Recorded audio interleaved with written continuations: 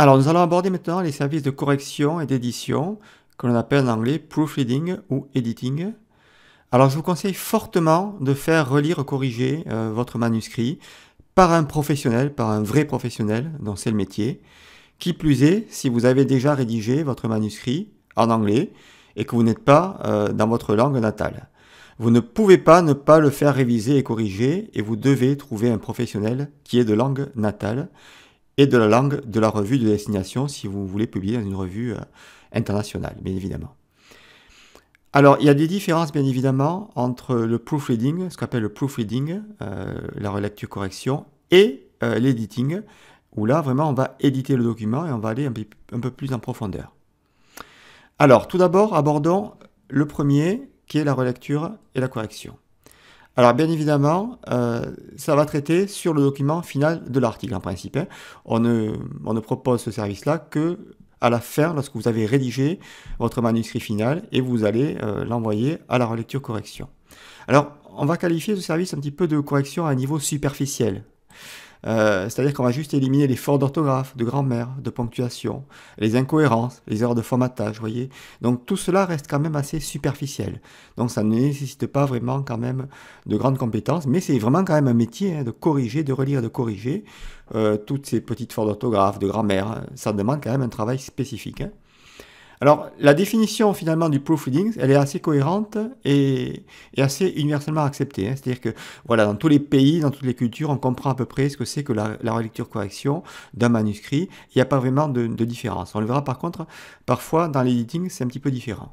Alors, il faut savoir que le proofreading ne comprend pas en principe la réduction du nombre de mots. D'accord? On ne va pas travailler pour réduire le nombre de mots. Il ne s'agit pas vraiment de travailler sur votre texte et de réduire le nombre de mots. Par exemple, si vous aviez trop de mots et que la revue, par exemple, ou en tout cas, on vous exige dans la thèse ou le mémoire un certain nombre de mots, là, il ne s'agit pas de réduire le mot. Hein. Le correcteur et lecteur ne réduira pas pour vous le nombre de mots. C'est à vous de le faire. Également, c'est principalement fait pour rendre sans erreur une écriture qui est déjà bonne. Vous voyez, voilà, vous êtes vraiment dans votre langue de prédilection et vous suggérez principalement que vous n'avez que des problèmes de correction, de relecture, mais pour de la grammaire, de la ponctuation. Vous voyez, c'est assez superficiel. Hein. Donc, et aussi, ça ne nécessite pas une grande collaboration avec l'auteur. Vous voyez, vous pouvez envoyer votre document et il n'y aura pas vraiment d'aller-retour entre vous et en tout cas le correcteur et le lecteur. D'accord? Vous faites confiance et en principe, il n'y a qu'un seul jet, un seul aller-retour. Vous voyez, voilà, vous l'envoyez, ça vous revient et en principe, voilà, le travail est terminé. Hein. Et donc, il n'y aura pas après d'autres corrections à fournir. Également, le délai est assez court. Hein.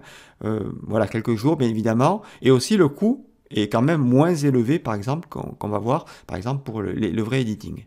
Voilà un petit peu ce que c'est la correction-relecture, la lecture-correction, donc à niveau superficiel, on va dire, hein, pour une langue que vous maîtrisez, juste donc pour des corrections qu'on va qualifier de superficielles. Alors après, on a le mode qu'on appelle l'editing. Alors là, c'est un petit peu plus complexe quand même, et donc, en principe, c'est effectué, vous voyez, sur la première version du document et continue jusqu'à ce que le projet soit finalisé. Donc, vous avez bien compris qu'en principe, ce mode editing, on ne le fait pas qu'à la fin, qu'après avoir complètement terminé votre manuscrit. Donc, ça va plutôt être, vous allez envoyer vos brouillons successivement et vous allez avoir des corrections au fur et à mesure. D'accord? D'ailleurs, c'est ce que les correcteurs et lecteurs aiment bien parce qu'ils n'aiment pas avoir, en fait, tout à la fin. Lorsqu'il y a, par exemple, des dizaines ou des centaines de pages, c'est extrêmement compliqué à corriger. Ils aiment bien l'avoir au fur et à mesure. Hein. C'est la raison pour laquelle ils vous demandent justement de l'envoyer au fur et à mesure. Également, bien évidemment, mais c'est vrai qu'il est quand même possible de l'avoir à la fin. Mais bien sûr, c'est à un coût. Hein. Vous imaginez bien qu'il y a un coût cognitif et également de traitement de l'information. Lorsque la personne corrige à la fin des centaines de pages, c'est extrêmement compliqué. Donc, il met des jours et des jours. Hein. C'est la raison pour laquelle je vous conseille vraiment d'envoyer votre document au fur et à mesure. D'ailleurs, tous les correcteurs et lecteurs vous le diront, hein, tout ce qu'ils font de l'editing, ils attendent que vous leur envoyiez, bien sûr, les éléments au fur et à mesure, pour ne pas avoir tout à corriger à la fin. Également, ça traite des principales caractéristiques de l'écriture, d'accord? Ça va bien sûr au-delà des simples corrections grammaticales, orthographiques, de ponctuation et tout ça, vous voyez? Également, ce système d'editing va varier, en tout cas, sa définition va varier en fonction de l'étendue de l'édition, vous voyez? Il peut y avoir aussi plusieurs options de services d'édition. suivant la complexité de travail. Et bien sûr, ces options vont varier dans le coût, hein. Plus le traitement sera complexe, plus le coût sera élevé. D'accord? C'est pour ça qu'on va trouver parfois différents niveaux de prestations. Par exemple, un niveau standard, premium et vraiment après VIP. Vous voyez, ça va varier dans le service attendu, hein.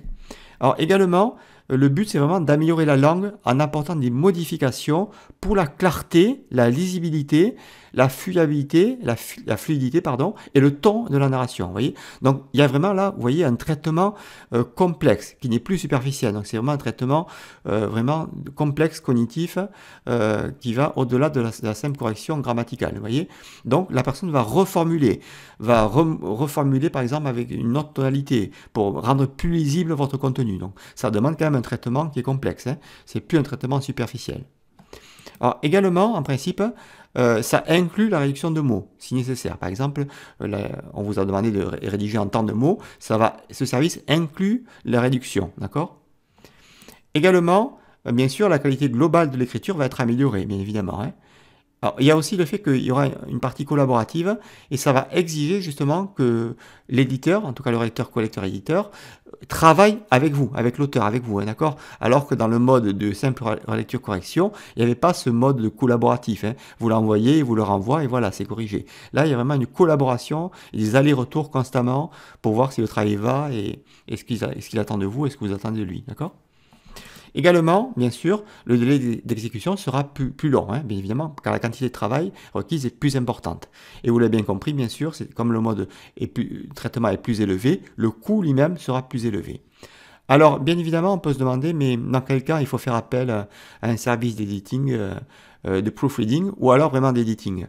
Alors, en tout cas, c'est mon avis, hein, vous devriez opter pour un service de relecture-correction, de proofreading, lorsque vous êtes sûr de la langue et de la structure de votre document, hein, et vous n'avez besoin que d'une vérification grammaticale de base et orthographique pour éliminer justement les fautes d'orthographe, les erreurs typographiques, de grammaire, de ponctuation, etc. Également, si votre document a été édité et doit maintenant subir une dernière vérification avant d'être soumis. Donc voilà les cas pour lesquels je vous recommande juste la relecture superficielle qu'on appelle de proofreading. Alors, quand choisir plutôt un service d'édition? Alors, vous devriez choisir un service d'édition lorsque votre document doit être révisé en profondeur pour en améliorer la clarté, la lisibilité et la fluidité. Également, si vous ne travaillez pas dans votre langue native, hein, c'est extrêmement important de faire appel à quelqu'un qui est natif dans sa langue natale. Également, si vous souhaitez collaborer étroitement avec l'éditeur pour peaufiner et affiner votre texte, hein.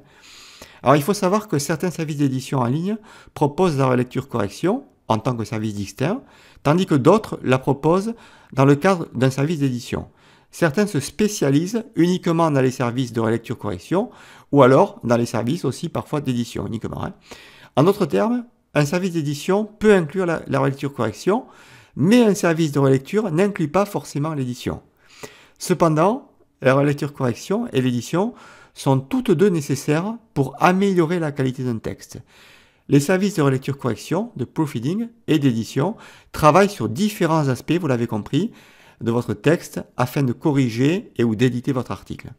Alors pour ça, il y a des sociétés spécialisées, mais aussi des freelances, dont c'est le métier, comme le seraient des traducteurs, mais parfois aussi les traducteurs proposent aussi ce service, mais quand même, relecteur-correcteur et éditeur de texte, c'est vraiment un métier à part entière. Alors il faut savoir qu'il y a de grandes maisons d'édition qui ont parfois des services aussi d'édition et de relecture-correction qui sont intégrés à leur maison. Et donc ça appartient parfois à ces grands groupes, ils proposent ce service. Mais parfois, il faut bien comprendre que le fait de faire appel à ces services de grandes maisons d'édition ne garantit pas que votre article sera accepté.